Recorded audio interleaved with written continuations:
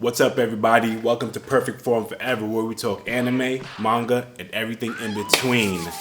My name is Alva Williams. Let's get straight into today's video. We're going to be talking about, once again, the One Piece card game and how this market watch type of things are just not to take it seriously. You know what I mean? If you're trying to get into the One Piece card game and you're trying to get all the alternate art cards and things like this, is not the time to be buying these cards. It is such a ridiculous time to watch these card values go up for absolutely no reason but fair. So I liken this kind of scenario to how, if you follow the stock market, if you follow cryptocurrency, we're pretty much at its peak, which is like towards the pandemic, not the beginning, towards the middle to the end of the stay at home, all that stuff, where stocks were just going up, crypto was just going up because people thought that things were getting better per se, and people were getting money for no reason. Well, people getting money within reason, we'll call it. So let's liken it. Let me talk more about it with Bitcoin, because at the time Bitcoin was like $64,000 per coin, and people were saying, government this, blah blah blah blah, and a lot of people were just sitting back like, it's gonna drop down. There's no way this kind of run up can happen without it dropping down. Same thing with the stock market. In every stock market situation from the past, every time there's a run up, there's a strong downturn or a downtrend where it gets from the highs to the lows. And right now with the stock market, we're seeing the lows now. Cryptocurrency, we're in the lows now. So that's how I liken what's going on with the One Piece card game now. Which is why this is the wrong time to enter in.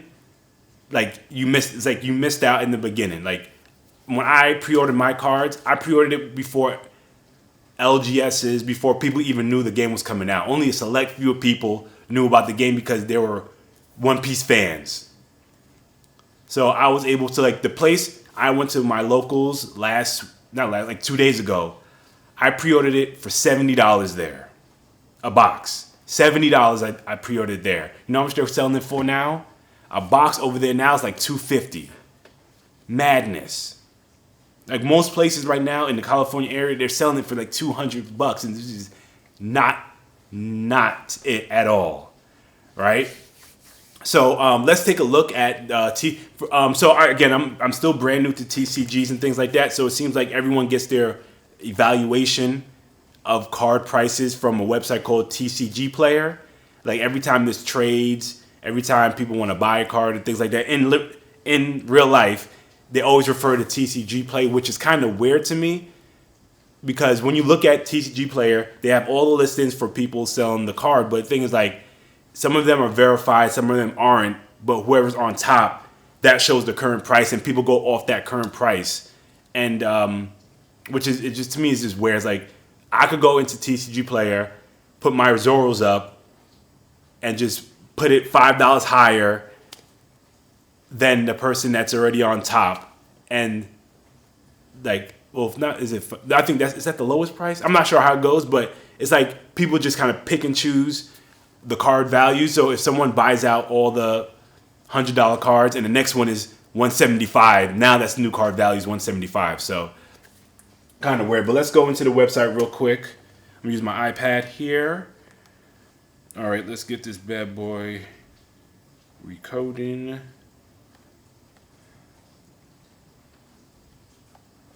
All right, cool. All right, so let's go into the website. I have it preloaded, so we're gonna just boopity boop that. All right. So I got it from Mark from high to low. So right now, a case of booster boxes is almost $2,000. And I think the price is usually around $700, $800, maybe $900. So it's $2,000. The next set, if you look right across, the next set Paramount War is already a little bit above $2,000. Even the next set, which is coming out in June, is reaching $2,000. Like, people are just what it is people are scared that the scarcity right now is going to happen long term, which I don't fault them for thinking that. But the thing is, that's if you look at what happened in Japan, literally the same thing is going on now here went on in Japan last year, and now look at Japan. All their booster boxes for set 1 is down. And same thing I think for set 2 is not down, but it's in reasonable range. So the thing is, like, I think Bandai, the people that created this game, they just threw product out there to see how the game would go. Like, they didn't know it was going to be good. They didn't know it was going to be bad. They just put enough out there so if they did take a hit that people didn't buy it, it wouldn't be too much of a hit. And if it sells out, then it sells out. So I think they just threw out there to, test the waters. Because with every new product, you don't want to overprint a new product. You kind of just want to put enough out there to see how the market goes. If it doesn't sell well, then you can say, okay, you could chalk it up. The loss isn't that great. But if it does sell, now it's like, okay, what do you do now? And I think that's where Bandai is. Like, they knew how much they saw the explosion in Japan, but they already had the allocations for the first set for the U.S. or the other countries.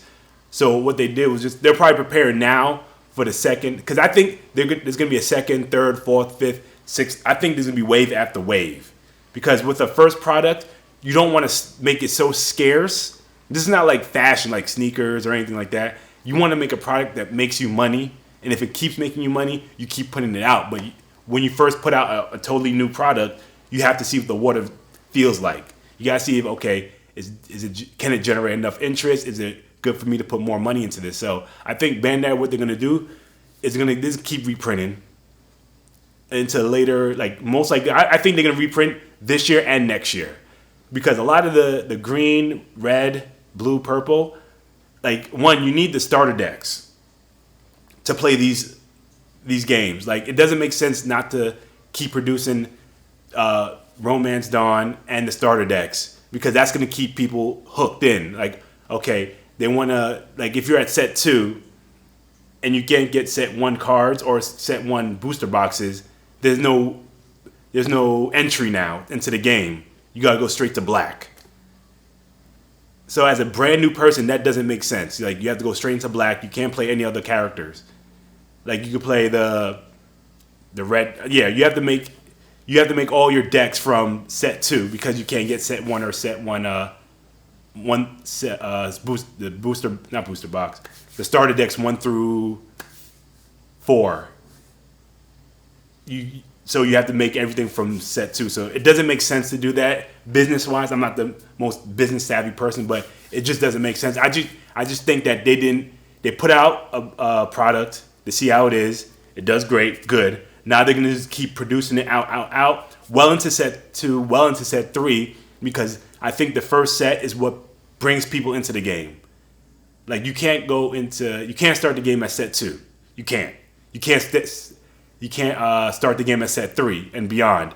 Set 1 is like the foundation of everything, so they have to keep producing it into the ground. And they're going to do that, but I think it's going to take time to do that. As you can see in Japan, people have set 1 sitting there. It's at its lowest price right now. So that's your entry. So Bandai knows that they're gonna produce, but it's not gonna be as fast as we want it to do, because people want to do the Treasure Cup, people want to do the tournaments and things like that. So they will just buy it up. And the thing is, buying it up is what's making this price go up, because all the scalpers like, okay, you're gonna buy a booster box for $200. All right, next time for my next one, it's gonna be $220. Next person says, oh, he's selling for $220, and he sold 3 of them, $230. And people, as long as people keep buying it, the price is gonna go up regardless. And the crazy thing is, even the starter deck boxes, which you can get at Target, some Targets, Walmarts and things like that, those are selling for like $25, $30, especially for a red. And I'm like, I have 2 sets. I have the pre-release booster boxes, which I opened up, and I have 2 sets of the starter decks, the big ones. I bought I bought both. I bought them in two different car shops, and it was four for $40. Four for $40. I think it was either 27, 37 or 38, but we'll say 40. And they couldn't sell those. They couldn't pre-order those fast enough. They were in for pre-order for a long time at that price. So it really doesn't make sense to me why these card boxes are where they are now. These starter deck boxes are where they are now. But let's get back into this. So right now you have the super pre-release winner at $1,500. I have no idea how to gauge that price, but that is what it is. You have the Manga Shanks, which is at $630. Market price says below $708. That is what it is. I don't know. Let's see. This starter deck box, $335, makes no sense. Unless you want that stamp. Like, I have those cards. It's not special to me. So that's crazy. But that's the top listing. And there's 8 listings for that price. But it says the market is $266. So weird. This Nami card, I'm not sure why this Nami card is popular in decks, but this art is mid art. Again, I'm not about that waifu stuff. All right, on here it's saying that card box. Let's go into this one. Card box is at $213. So, okay, these are Japan. See, look, so let's look at this, right? $213 plus $14. Damn, they're $15 shipping, right? The place is called Kitten. 4 sales, 0%. Like, really? The next one is Fast Cho, whatever. $244. See how it just jumps? $244. And after that, it's $244, $245. So if someone buys the $213, the market price skyrockets. And it's going to be around $260, $240. That's crazy. And again, do not buy these boxes at that price. It's just not worth it. Now you got the Zoro cards. How many of these? 20. I'm going to which one am I going to? Let's go into the Zoro Alt Leader card. All right, let's go down. So these are all 100% people selling this. Why is this? I have no idea why this card is worth that much. Like, it's not even, to me, it's not even that serious. Let's get out of that. The other Zoro card, the booster box for set 2 is at $160, which is nuts. The highest I pre-ordered that one for was $85. Yeah. And look, the starter decks, all 4, and I told you all 4 I paid $40, $158. Come on. This is ridiculous. Like, this is getting me upset just looking at this. So 3, is it 3 cards? 3 cards I still want in this set is the 2 Laws, Old Arts, and the Yamato. Those are 3 I'm looking for. And what I'm willing to do, honestly, as you can see, I'm willing to trade the boa that I have for the Old Art Law because they're similar in price right now, and it probably stays similar. So I'm willing to do that trade. Or if I could do that for Yamato, it'd be cool. But it's just, these prices are just ridiculous. Like, honestly, if you're trying to get into this game, I would say just wait in the sidelines. Like, I'm not buying any cards, even though there's not really much cards I want to buy. Like, I'm just gonna wait until, because also what people are afraid of, they're afraid of the second wave having the second edition stamp on it or some second edition marker on it, which I guess people are looking at Digimon. They did that with the first set, but I think this is gonna be they're just gonna throw these cards out like it's water once they get to catch up with demand, because I think they're most likely gonna print to demand. The more they do that, the more money they make. There's no reason for the company to hold back for future sets. To me, that makes no sense. Like, this is not card games is not supposed to be about scarcity. It's supposed to be about just variety and just plethora. You want to find it everywhere. To me, that's the point of it. Because when I look at Pokemon, when I look at Digimon, Yu-Gi-Oh, all of them right now, it's just out there. Boom, boom. There's cards, you can find it anywhere. So that's where I think it's going to be. I think it's just the pandemic messed things up. But as of right now, I think they're going to ramp up production for, if not for set 2, for set 3, 4, and 5. They're going to you can find those everywhere. So hopefully I could timestamp that, and when it does happen, I can say, hey, I told you so. But right now I'm just going through these listings. Like, it's funny, the old Art Shanks hasn't really gone up in price. It's kind of been stagnant. Let's go into this one. This one I don't mind getting either. Yeah, this one went down a lot. So this one I don't mind. I should have traded for this one.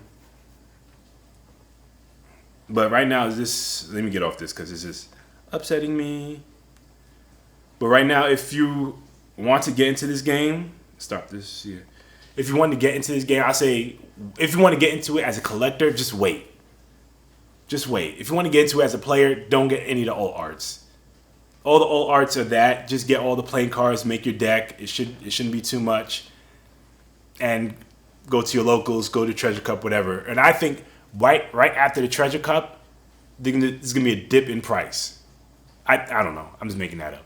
Right after the Treasure Cup, depending on how disappointed people get, or it'll be either two ways. It goes up or goes down, or stays the same. I think it's gonna go downtrend to the next set. But to me, it's like, if you're trying to get into this game, do not buy a booster box. If you're trying to be a collector, do not buy anything.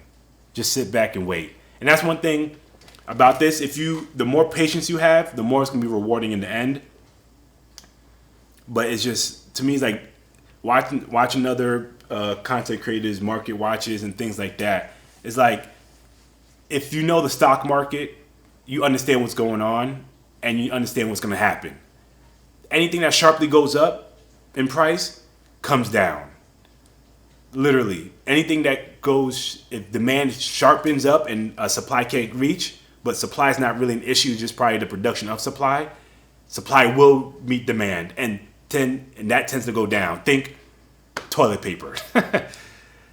Demand shot up for that during the pandemic. Shot up. They couldn't make enough. Then supply just caught up, and people bought it. It wasn't a big thing. Same thing right now, I can see for eggs. For some reason, people are buying up eggs. Supply is going to reach where they're going to meet, and it's going to be all good. So all things in the market, when things sharply go up, they come down. And if it does continue to creep up, or it kind of levels off, supply will meet demand. Especially if it's not a scarcity kind of thing. If it's not something that's limited in supply overall, then if they can make more, they'll make more. So that's all it is. Like, if you're like, for me getting those 3 cards that I want, I'm not even stressing it. I know I'm gonna get it down the line, maybe set 2, because in set 2 I don't have a lot of chase cards, so I get the cards I want, and I can always refer back to get these cards, because when it gets reprinted, because I think this will be a third wave for it's not gonna be as quick as you want it to be. Like, it might be every 4 months another wave happens. So when things die out, like the hype dies out for that set, that's when you can start seeing a good pile up. So when that happens, or I see a sharp decrease, that's when I'll get the cards I want. But right now, I'm just sitting back looking at it like, yo, who is buying all this stuff? Who got the deep pockets to buy a 200 plus booster box? Or 200 plus Leader Zoro? Like, come on now. It's not even that serious. So, anything else on the market? Nah, that's all I want to talk about. My thing is, if you're watching my channel, hopefully, if you're into this game like I am, you pre-ordered set 2, you pre-ordered set 3, right? Like, I pre-ordered set 3, and I was able to use Black Friday coupons for set 3. So, I'm not even worried about set 3. Set 2, already, how many places I'm buying from? 3 places. I'm getting enough. All under $85. Set 3, all under $70. Like, I'm not playing this. I'm gonna buy it I'm buying the cheapest price possible. So again, make wise decisions with your money. But at the end of the day, it's your money, spending what you want to do. But understand that if you're looking at this as some kind of collection investment, this is the wrong time to buy a card. The wrong time. Just like in the height of towards the pandemic thing, a lot of stocks was the wrong time to buy those stocks. Like right around now is when you want to buy some of the good stocks, but you have to be patient. You have to wait it out. Things will come down. Don't let people tell you that these card games are scarce. That's one thing I want to get through. Don't let anyone tell you that there's scarcity in One Piece card game. There is no such thing as scarcity in a card game. The company can produce more. It's just that the production to make more is not as fast as you think you want it to be. Like if they see like, oh my goodness, we sell out, let's make more. Well, there's a whole production line we have to do before we make more, and we're trying to do the next sets. So it'll happen. Not on your time though, but it'll happen. But that's me. Perk Form Forever. Market Watch. My first and last Market Watch. Unless something like this happens, but I'm not going to talk about this anymore. Do what you want to do with your money. If you're smart with your money, you know what to do. Peace.